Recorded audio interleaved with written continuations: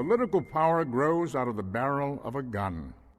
To every action, there is always opposed an equal reaction.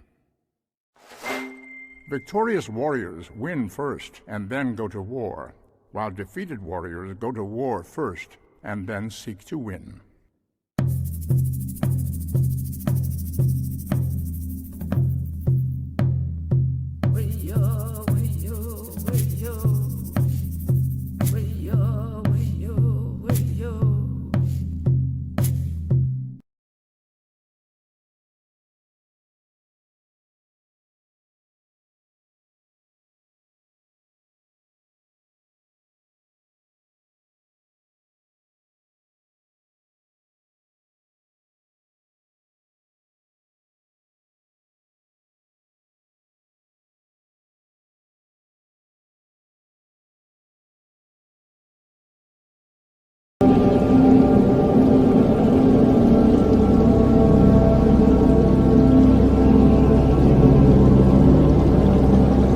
Uniquely how charges will move, what acceleration they will obtain. That means how their kinetic energy will change. And the answer is yeah.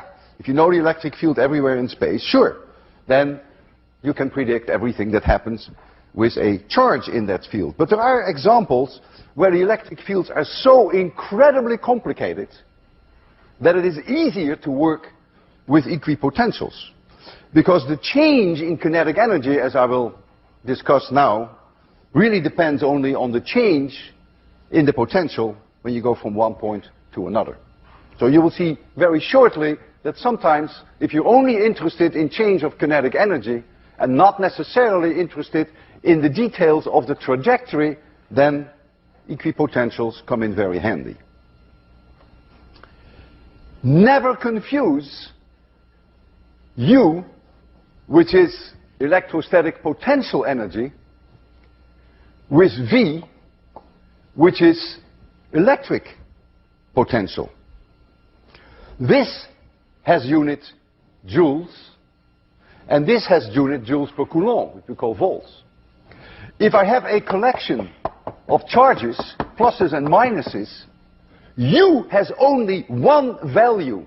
It is the work that I have to do to put all these crazy charges exactly where they are.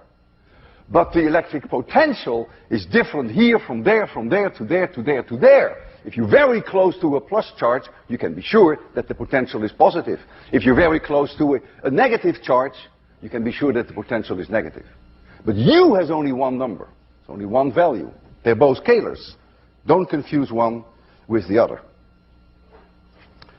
In a gravitational field, matter, like a piece of chalk, wants to go from high potential to low potential. If I just release it with zero speed, there it goes.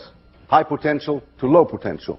In analogy, positive charges will also go from a high electric potential to a low electric potential. And of course, this is unique for electricity. Negative charges will go from a low potential to a high electric potential.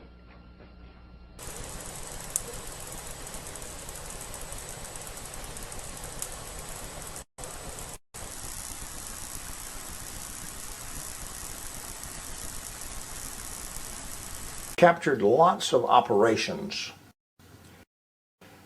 and surprisingly, there were many operations going on in these circuits that could be seen with quaternion electrodynamics, could not be seen with the best tensor analysis you could do this work. And most of the conventionally trained scientists assume that they know and understand everything Tesla did. They do not. One of the really fine electrodynamicists and electrophysicists we have in this country is a man named Terry Barrett. Barrett took a look at Tesla's actual patents, but he looked at them in quaternion algebra, the same kind of thing that Maxwell was originally using in his original theory. And surprisingly, there were many operations going on in these circuits that could be seen with quaternion electrodynamics, could not be seen with the best tensor analysis you could do. So Barrett published a paper on it, to show what was actually going on in those circuits. He also saw some ways to improve what Tesla had been doing, and he filed and obtained 2 patents which are still used in communication industry and things like ultra-wideband radar. So it does work. But my point is that we started off with this better model, but it was much more complicated mathematics. Now in those days, the fashion was to call what we today would call electrical engineer, call them electricians. And most of them were more like electricians than what we would consider an electrical engineer. And for example, people like Heaviside looking at that said, you know, these poor electricians, they'll never learn these silly quaternions. That's far too complicated. This has got to be made simpler. He wasn't the only one that took that view, but he was the major one that played a major role in cutting down those equations and making them much easier and much simpler, and therefore losing lots of operations you can do. But a quaternion has one peculiar thing. It takes a vector, what we today will call a vector component, one that has direction as well as magnitude, and it sticks on the component that doesn't have any direction, just has magnitude. And people like Heaviside, who was totally self-taught, never went to university at all, but brilliant man, brilliant. We're not knocking Heaviside at all. Heaviside said, that's mixing apples and oranges, so let's chop off that part that's not got a direction. And that's the way vectors were born. Heaviside and Hertz and primarily an American also named Gibbs.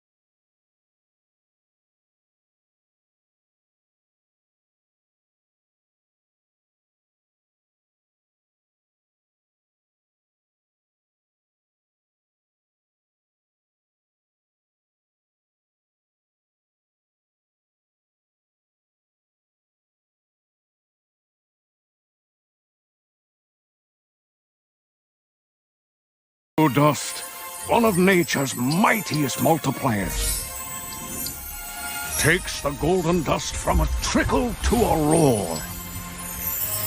No matter how many times I see it, just wow! Indeed.